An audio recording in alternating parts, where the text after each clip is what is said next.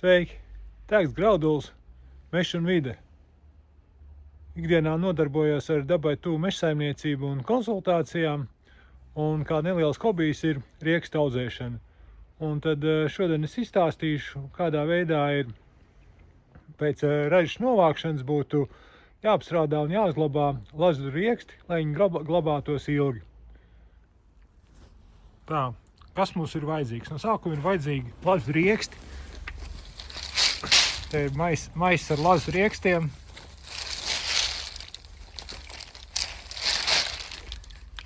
Viņi ir tā, kā viņi lasīti no zemes, tādi viņi arī ir.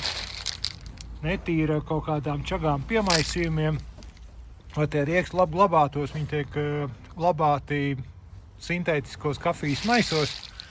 Te viņiem ir nemetās nekādas pūs iekšā un tie maisi elpo, jo tie rieksti pēc būtības pēc ražas uzreiz ir jāsažāvē, bet te atradās kaut kāds maiss, kas vēl nav apstrādāts. Un tad tie rieksti ir jānomazgā, ir vajadzīgs kaut kāds tovērs, kur to mazgāt. Ir vajadzīgs spainis, lai pārvietot ūdeni, un kaut kāds kastes, kur tie rieksti taps nosusināti, nožāvēti un likt žāvēties. Tā kā ārā ir -7 grādi, viss ir sasals, un lai tiktu pie ūdens, vajadzīgs arī cirvis, un ir vajadzīgs kaut kāds ūdens avots. Ja tur iet daudz ūdens, tad es pamatā izmantoju tam lietas ūdeni. Tātad vienkārši jāmēģina paskatīties, kas tur ir. Muca nav aizsalus, ūdeni būs iegūt ļoti viegli. Noskaldām nost visu ledu. Un tad tālāk.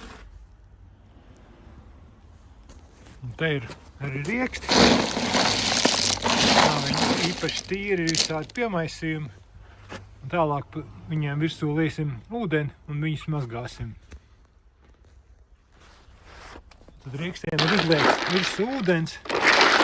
Un tad vienkārši viņus riktīgi apmājas, lai dabūtu nost tās viss nost zemes un smilts, kas viņiem ir virsū.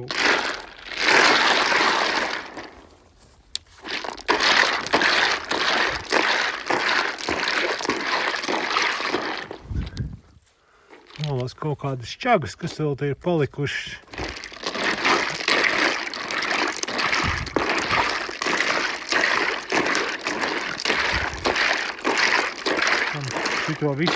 Šito visu procesu tātad atkārto vairākas reizes, kamēr nāk kaut cik tīrs ūdens.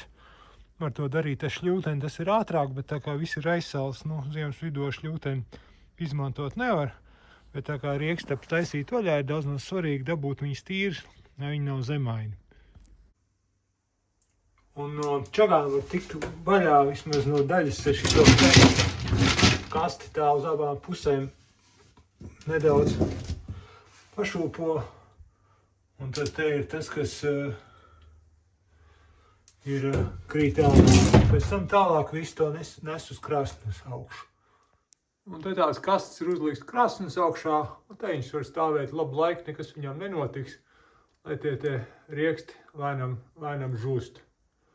Pēc tam, kad viņi būs nožūvuši, agal tās kastes nedaudz pakustina, un tad tur nobirst pārējās čagas, un viss būs tīri ēdam rieksti, kurus var uzglabāt.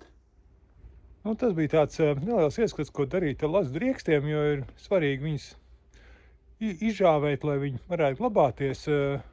Labākais veids viņus uzlikt uz kaut kādas krāsnes vai kaut kādā siltā, labi ventilējumā telpā, kaut kādā gaisa caurlaidīgā vai maisā vai kaut kādā kastā ielikt, un tā viņi smuki nožūst.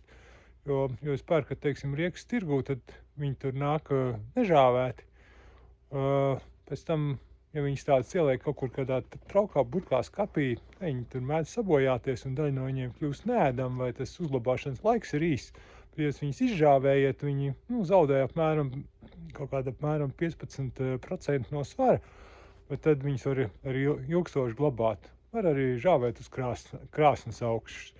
Teiksim, senos laikos, kad nebija nekādi visi gudrie žāvētāji, tad neolītu un mezolītu laikos akmens laikmetā cilvēki vienkārši viņus tur žāvēja kaut kur uz zemes pie uguns, kur kaut kādā veidā tur bišķiņ ierokot iekšā, viņas viegli būtībā apgrauzdēja, un tad tie rieks ļoti ilgi glabājās. Bet, nu, ja ir pieejams bišķiņ modernāks ierīces, tad viņas vienkārši var apžāvēt atbilstoši 21. gadsimtam un uzglabāt. Un tie normāli žāvētie rieks ir pat pēc kaut kādiem gadiem 5-10 pat ir ēdami.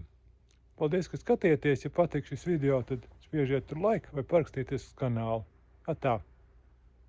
Tiekās mežā.